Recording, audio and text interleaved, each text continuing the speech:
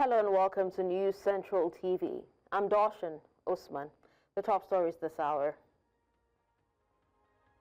Sallah preparations in top gear nationwide as NSCDC deploys more than 28,000 operatives to safeguard celebrations. Troops foil terrorist attacks in Borno, leaving scores of insurgents killed. Former Zambian President Edgar Lungu dies aged 68. Details of these stories and more coming up shortly.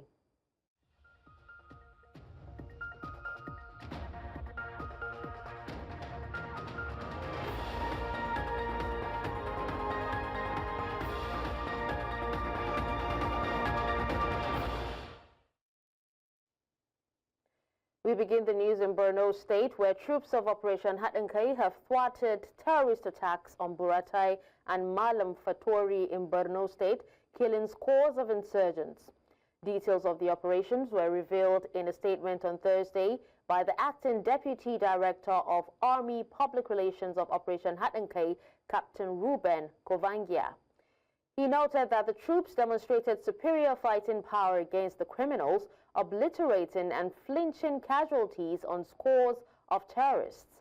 He noted that the attacks, which occurred on June 5, 2025, were repelled by the combined efforts of ground forces and air components. Still on security, the Nigerian Security and Civil Defense Corps on Thursday announced the deployment of more than 28,000 operatives across the country to ensure peaceful and secure holidays. NSCDC Commandant General Dr. Ahmed Audi said the large-scale deployment was part of ongoing efforts to protect critical national assets and infrastructure, as well as to safeguard lives and property across the nation. He warned of the potential for criminal activities during the festive period and stressed the need to forestall any threats posed by unscrupulous elements. Audi also charged the 36 state commandants and the FCT command to foster effective synergy and collaboration with other security agencies and local communities. Still on the Sallah celebrations, Nigerians once again find themselves lamenting the high cost of goods, and the cost of foodstuff has skyrocketed, turning what should be a time of abundance into a struggle for many households. Now, from staple ingredients like rice and tomatoes to the traditional Eid-el Adha, commonly called Sallah ram, prices have surged beyond expectations. News Central's business correspondent Chamunda Beng filed this report after visiting the popular Bagada Ram market and the bustling Mai 12 market in Lagos.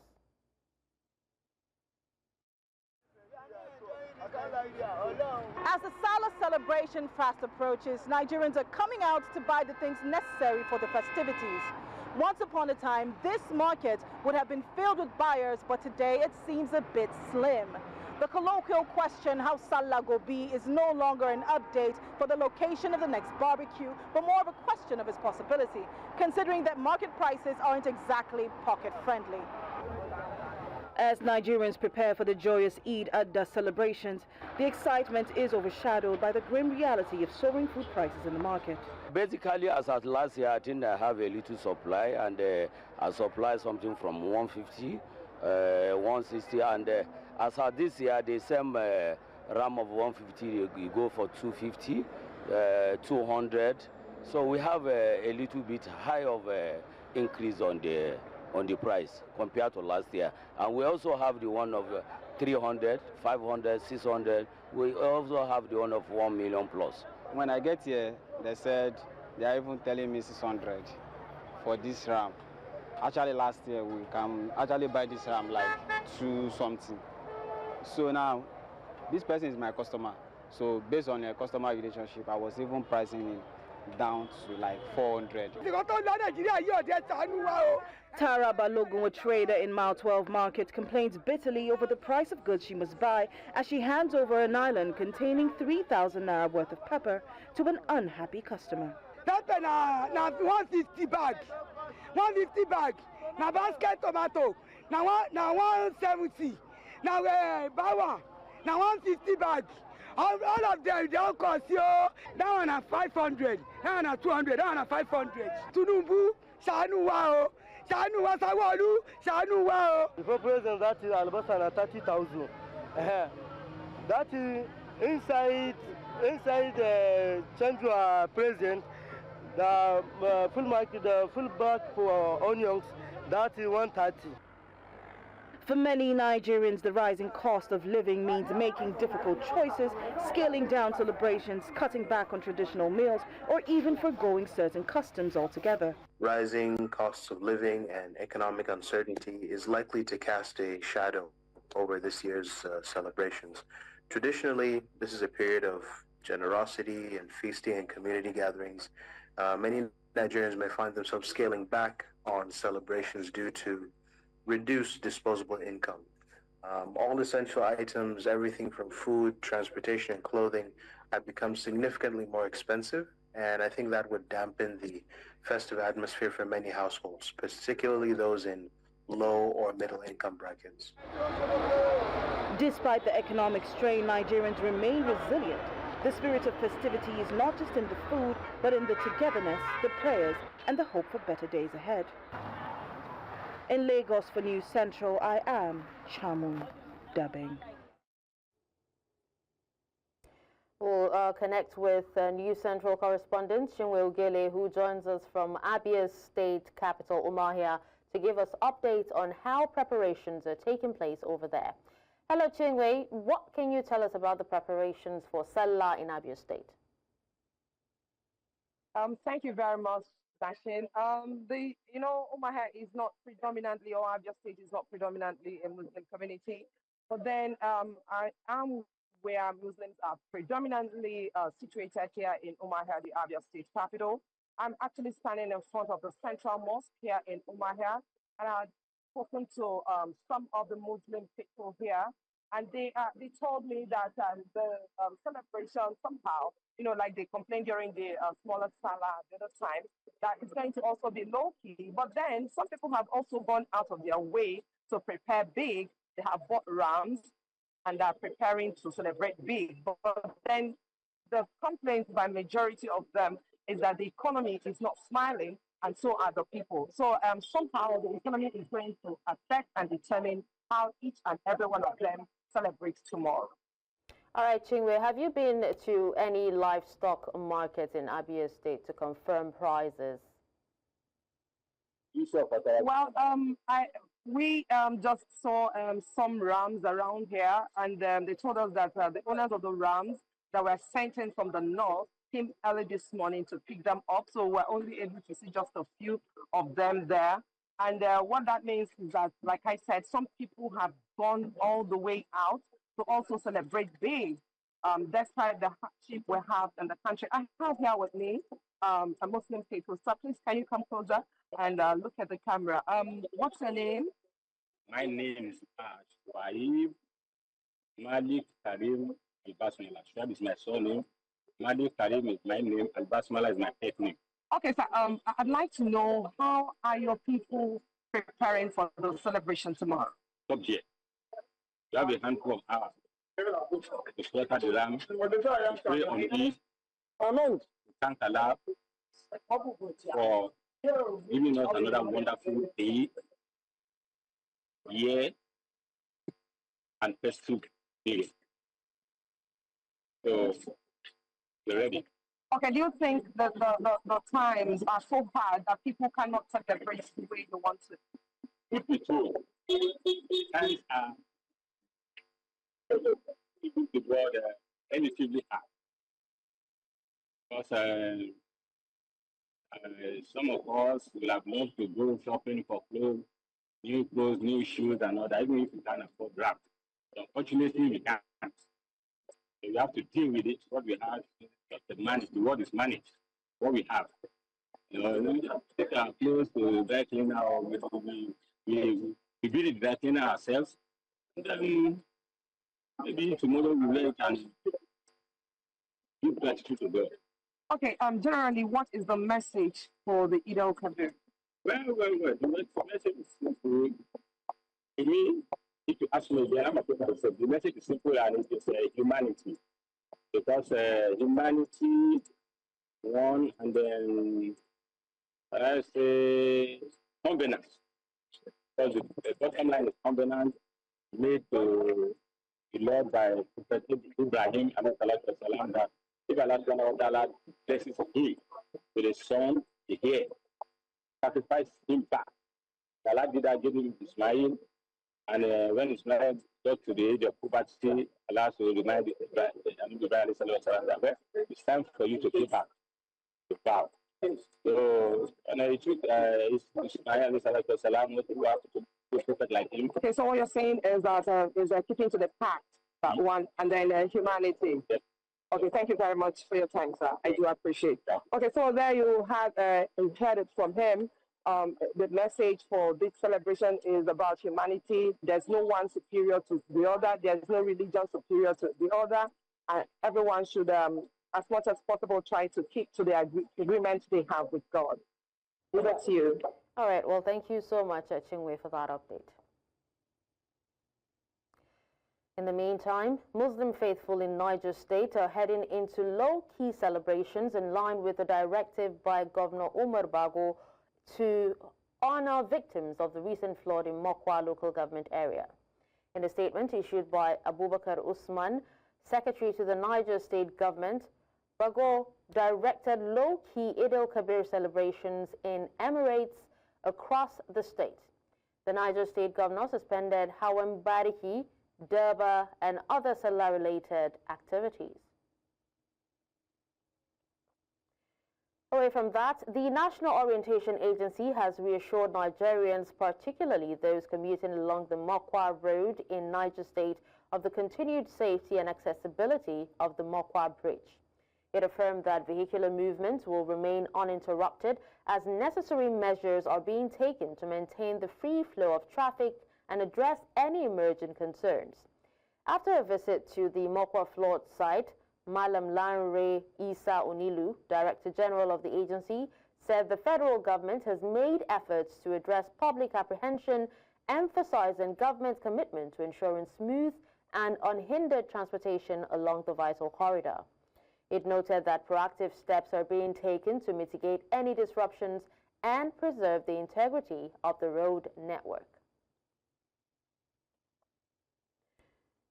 The 2025 World Environment Day is focusing on increasing efforts to end plastic pollution with the theme Ending Plastic Pollution Globally. Experts are calling for concerted efforts to focus on ending the harmful effects of plastic waste. They say that plastic waste degrades the environment, thus the need to ensure more sustainable and climate-resilient future. News Central correspondent Bettina Ngweli reports. Every year on the 5th of June, World Environment Day is observed globally. But here the challenges remain. Plastic cans and plastic bags litter the environment right behind me for as far as the eyes can see. The theme for this year's World Environment Day is Ending Plastic Pollution Globally. With the Republic of Korea serving as the host country, there has been emphasis on the urgent need to address plastic pollution, which continues to threaten ecosystems and human health worldwide. The environment is a continuum.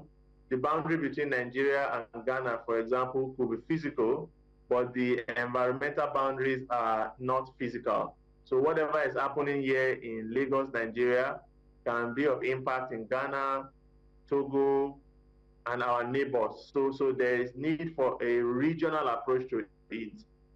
Environmental scientists warn that over 40% of the world's ecosystems are under severe stress, while experts add that with coordinated action, natural systems can recover, offering protection against climate change.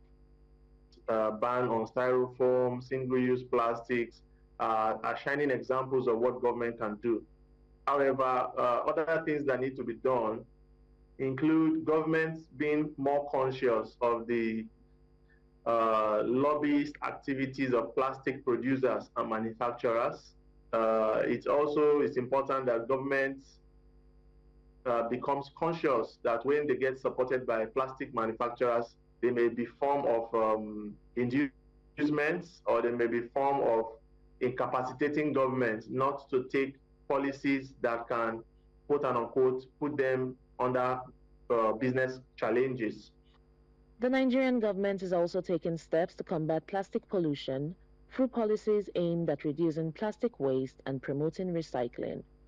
However, experts say more needs to be done to achieve lasting change.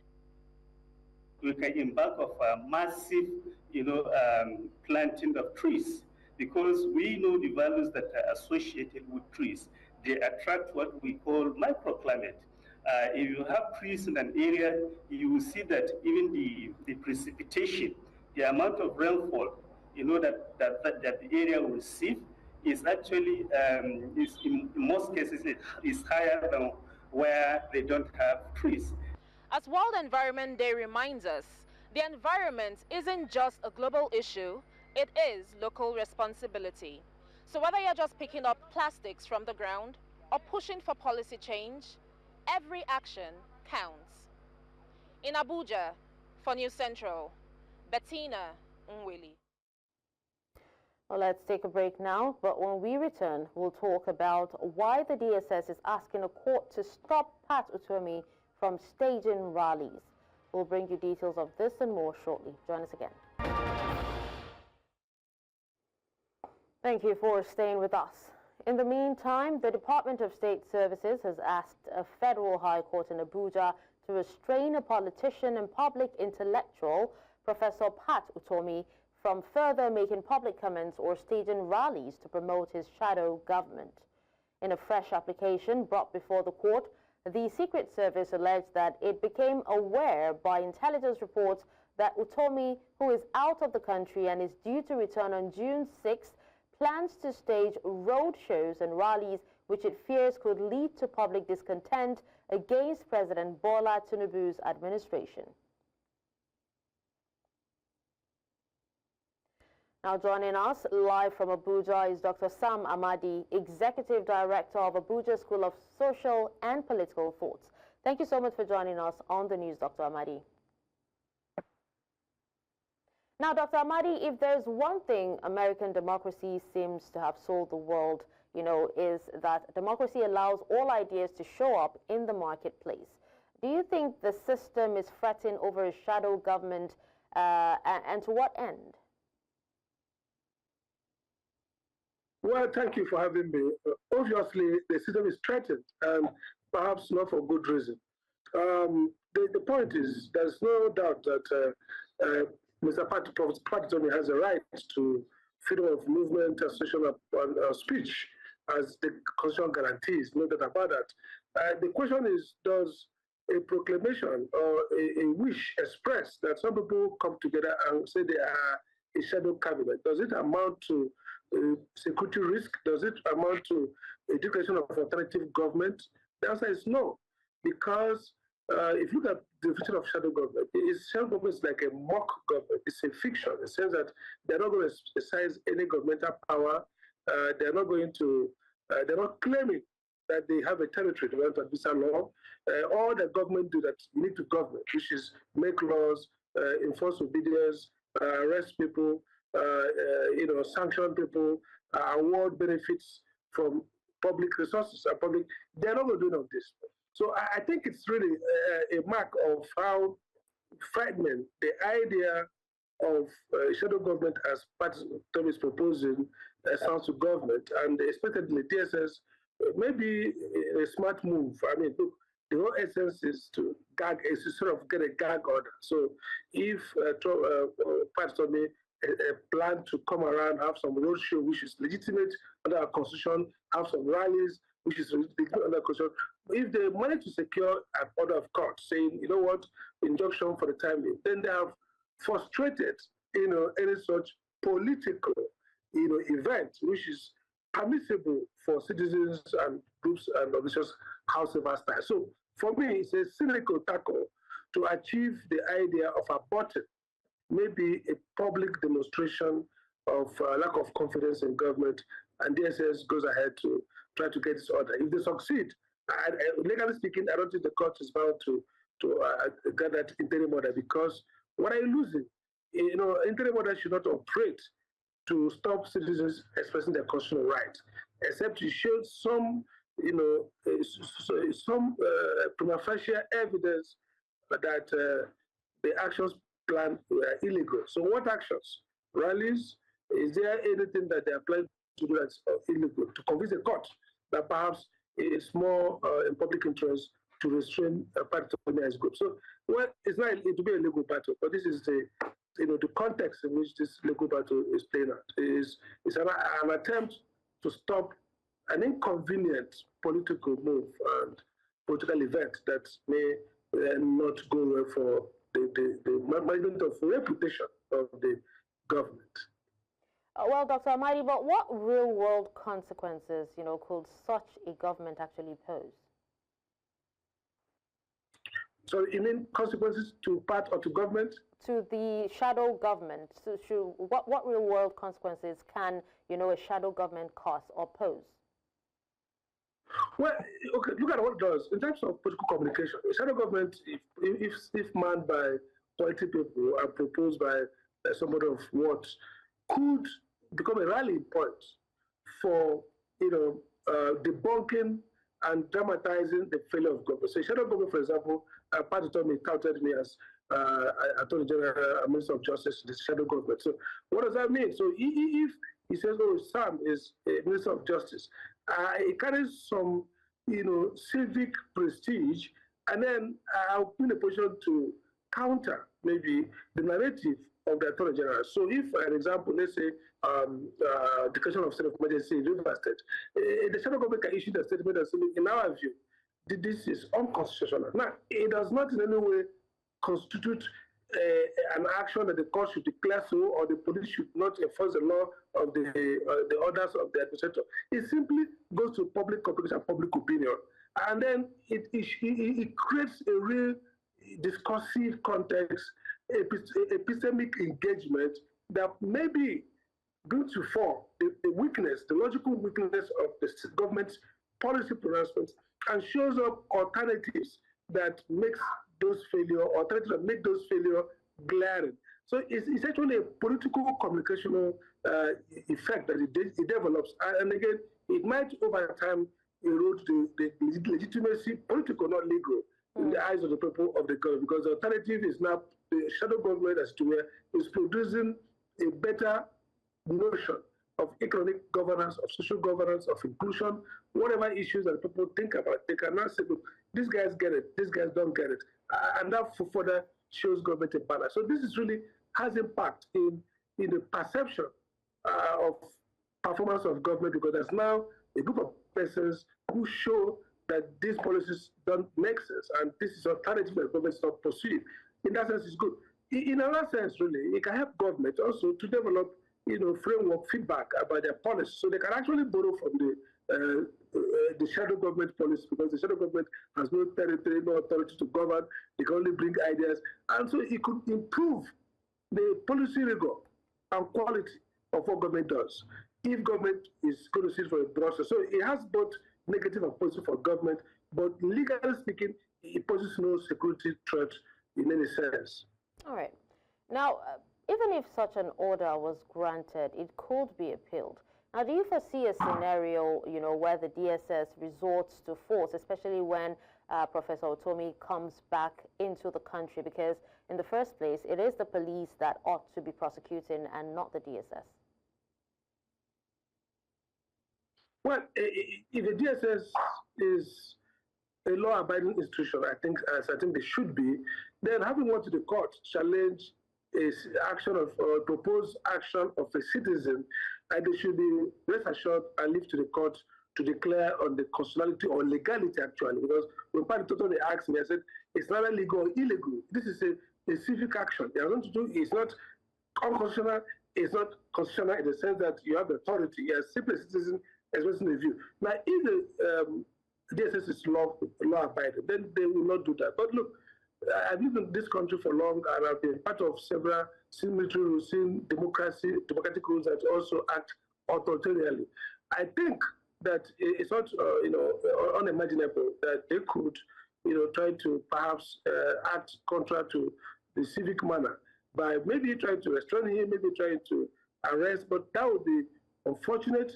That would be clearly an abuse of court process because, again, when you file a suit against somebody in court, then you've taken the issue to the court, and you have to await judicial pronouncement. Except Patitoni has committed another offense, the real offense, that he needs to be, processed legally. Otherwise, this matter is not squarely a matter of legal contest. It has nothing to do with arrest. It has nothing to do with state security anymore. All right. Well, thank you so much, Dr. Amadi, for your time and for speaking to us. Thank you. Away from that, President Bola Tinubu has tasked officers of the Nigerian police force to shun vices in the line of duty. President of the Senate, Governor Akpabio, spoke on behalf of the president during the second award and commendation ceremony for deserving police officers in Abuja. Idong Joseph has more. In the light of mixed perceptions surrounding the Nigeria police force, some officers still go the extra mile, putting their lives at risk and sacrificing sleep and comfort to ensure peace and security across the country. On this day, attention is being shifted from crime scenes to commendations, recognizing officers who have distinguished themselves through the acts of courage and gallantry. From patrol officers who brave the night to keep our cities safe, to detectives who cracked syndicates with painstaking precision, I congratulate you all. You are the reason our nation can sleep with renewed hope. Beyond the handshakes and medals, it is clear that exceptional service deserves recognition, especially in a country where law enforcement faces both logistical constraints and public skepticism. To our award recipients tonight, I congratulate you warmly. You have made the nation proud. You have made your families proud. You have reminded us of what is possible when duty meets dedication and when service is driven by honor. President Bola Tinubu, in his remarks delivered by the President of the Senate, Godswill Akpabio, reiterated the federal government's commitment to providing the necessary support and charged the officers to uphold the trust bestowed upon them by citizens. Also, the leadership of the Progressives Governors Forum and the Nigerian Army called for greater collaboration to strengthen the capacity of the police.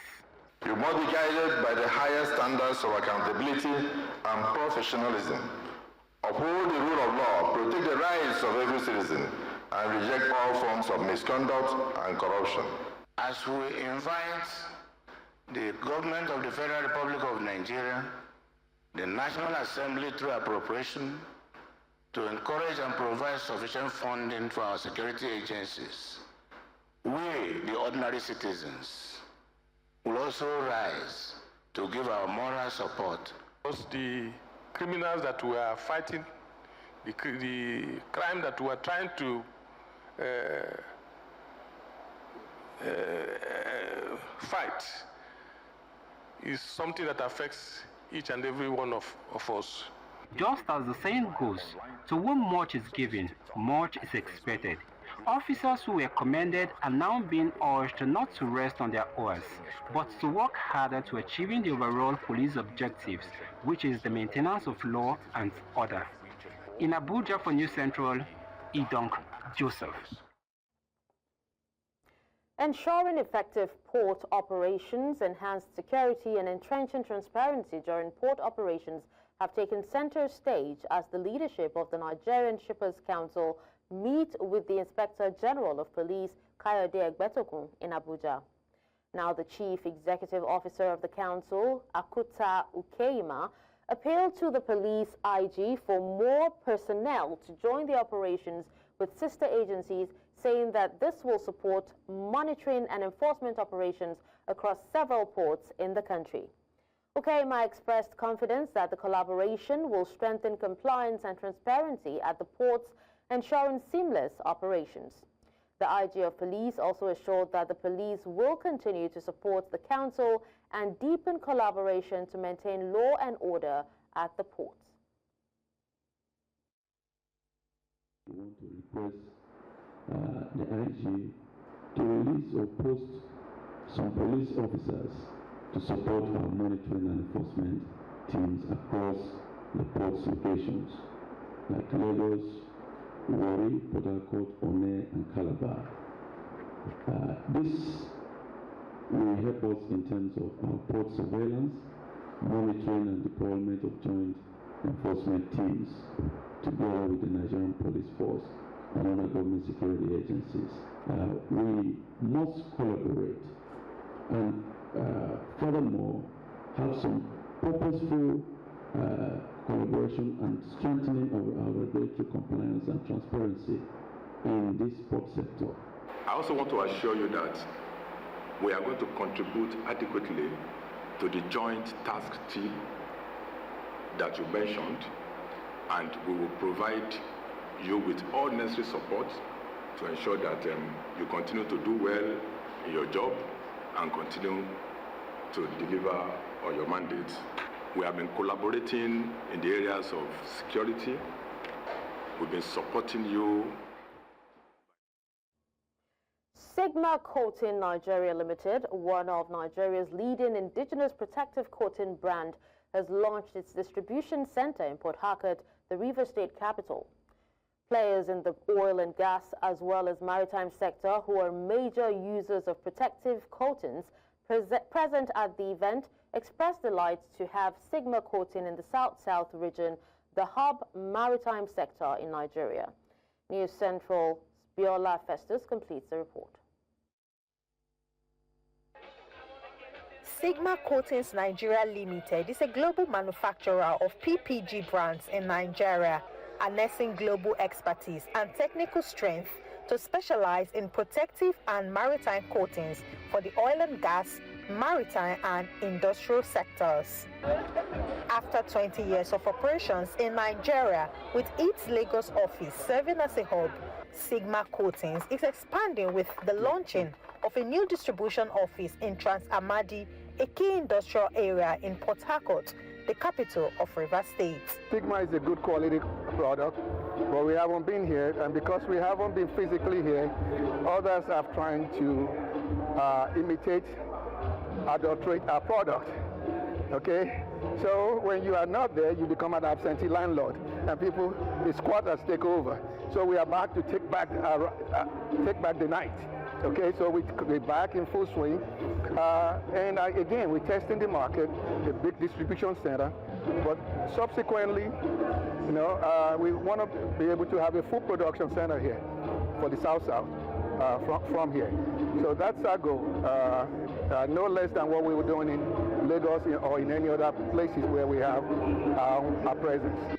The partnership with PPG, a global leader in coatings, enhances Sigma Coatings Nigeria Limited's reputation for quality and durability. Their coatings are designed to protect onshore and offshore assets in marine and petroleum industries from corrosion, offering high standard coatings tailored to specific industry requirements. We specialize in high quality, a little bit more complex. With marine coatings, it's for ships, it's for anti-fouling, it requires more skills, it requires a lot more, it's more complex than just the architectural paint. That segment of the market that we are after is in this region, which is the marine, the industrial, coating business. Partners and stakeholders in the maritime sector acknowledge Sigma Coatings' significant contributions to their business operations, applauding its efficiency in service delivery. Providing coating solutions that consistently meet and exceed industry standards. The Port Harcourt Distribution Center represents strategic positioning in Nigeria's oil capital, reducing logistic costs, and improving service delivery to the industry. In the Port Harcourt refinery project, presently, some of our contractors are using Sigma paint, PPG. Now you are moving closer to where we need you. And we also pray that the quality will not go down. Sigma Coating says it is set to introduce spray-on insulation coatings for better protection against corrosive materials. Our latest advancements have not only improved efficiency and productivity within our organization, but has garnered significant interest within the industry as a whole. Pre-installation coating will be tested on a 50 square meter area on an FPSO substrate offshore. That again is a new innovation for us. With the swift pace of technological development in the maritime sector, Sigma is keeping up, and as an indigenous company, it promises to contribute to the development of the South-South region through job creations. In Port Harcourt for News Central, Biola Festus. Coming up after the break, former Zambian President Edgar Lungu passes away in South Africa. We'll tell you more in a moment. Join us again.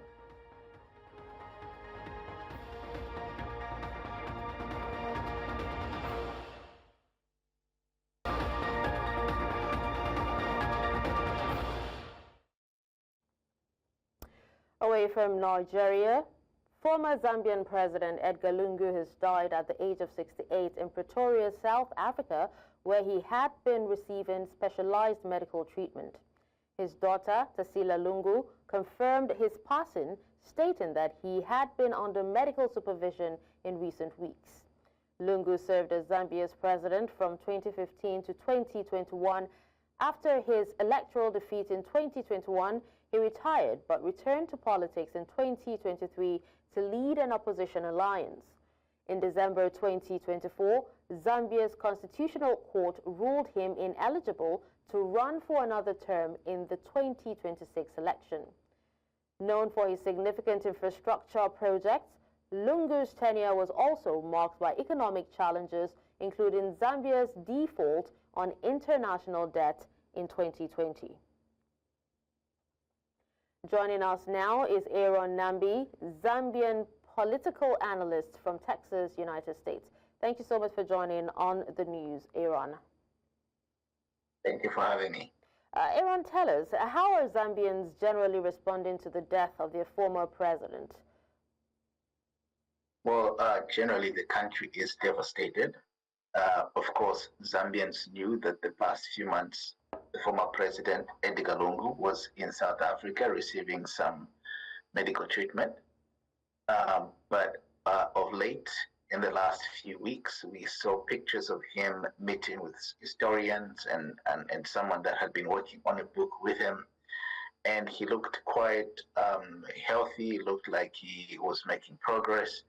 And so to receive this news today about his sudden demise has been very unfortunate, shocking, and devastating for most of the people.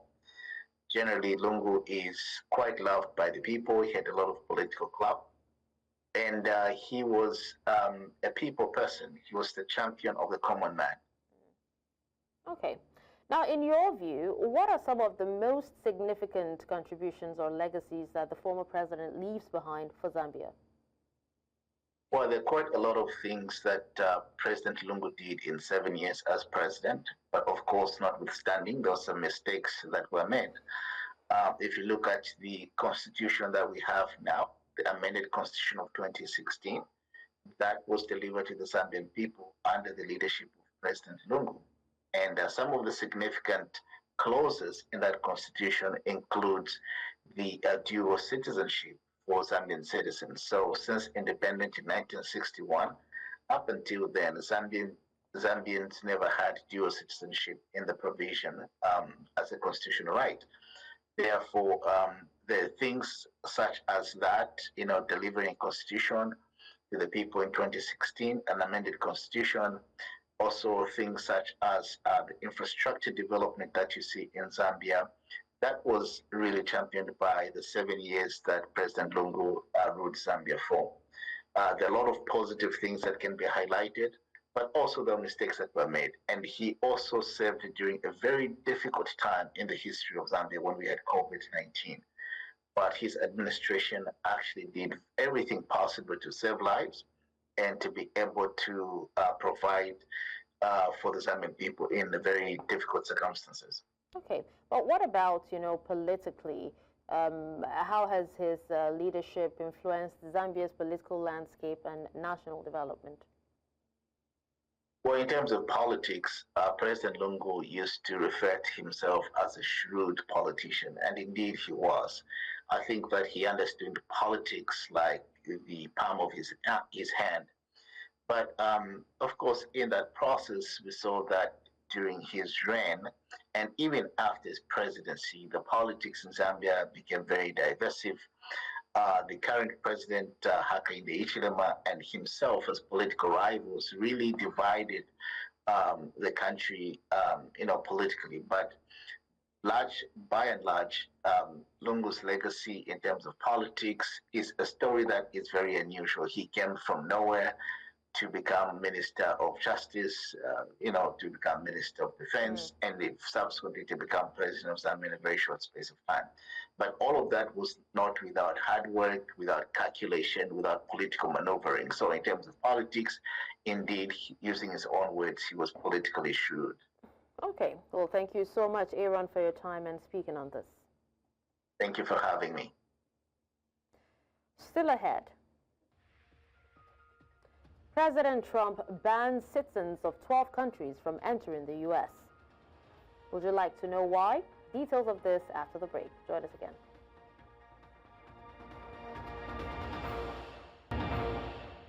In other news from around the world, President Donald Trump has signed a new proclamation barring citizens from 12 countries from entering the United States, citing national security concerns.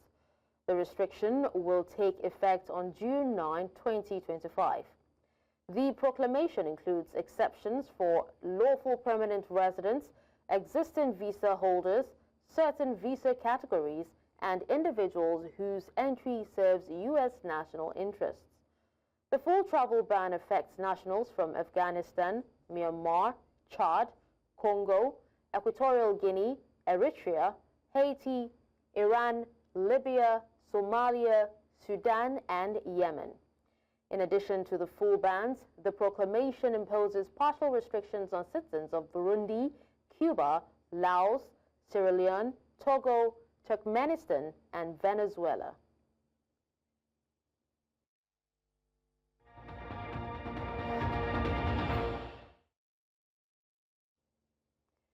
In the world of sports, Nigeria's national women's cricket team secured a dramatic 2-wicket win over Tanzania in the Kwibuka Women's T20I Tournament 2025.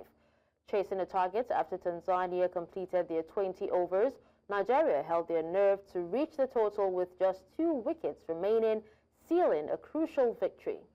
The win comes after a narrow 6-run loss to Zimbabwe on Monday and a defeat to Brazil on Tuesday. Now, this result not only lifts team morale but also keeps Nigeria's hopes alive in the tournament. The team will face hosts Rwanda on Friday at the Gahanga International Stadium, Kigali, Rwanda. That's all at this hour, but before we go, here's another look at some of our major stories. You heard that Sallah preparations have entered top gear nationwide as NSCDC has deployed more than 28,000 operatives to safeguard celebrations. You also heard that troops have foiled terrorist attacks in Borno and left scores of insurgents killed. Finally, we told you that former Zambian President Edgar Lungu has died at the age of 68. Remember, you may send your eyewitness report to the WhatsApp number on the screen. Do follow us on social media. We are at News Central TV. You can watch News Central live on DSTV channel 422, GoTV channel 23, Star Times channel 274, Avo TV, and YouTube. Many thanks for watching. I'm Darshan Usman.